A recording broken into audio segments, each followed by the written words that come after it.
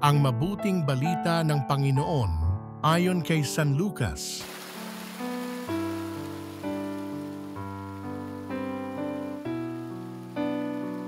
Noong panahong iyon, pumasok si Jesus sa Jericho at naglakad sa kabayanan. Do'y may isang mayamang puno ng mga publikano na nagngangalang Zaccheo at pinagsikapan niyang makita si Jesus upang makilala kung sino ito. Ngunit siya ay napakapandak at dahil sa dami ng tao hindi niya makita si Jesus, kaya't patakbo siyang nagpauna at umakyat sa isang puno ng sikomoro upang makita si Jesus na magdaraan doon.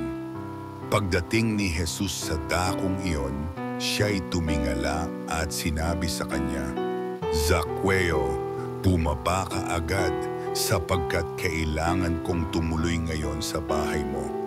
Nagmamadali siyang bumaba at tuwang-tuwang tinanggap si Jesus.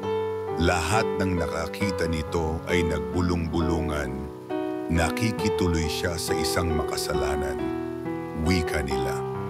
Tumayo si Zaccheo at sinabi, "Panginoon, ibibigay ko po sa mga dukha ang kalahati ng aking ari-arian.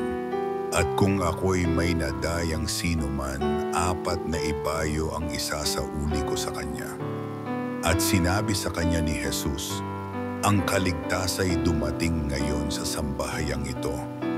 Lipi rin ni Abraham ang taong ito, sapagkat naparito ang Anak ng Tao upang hanapin at iligtas ang naligaw." Ang mabuting balita ng Panginoon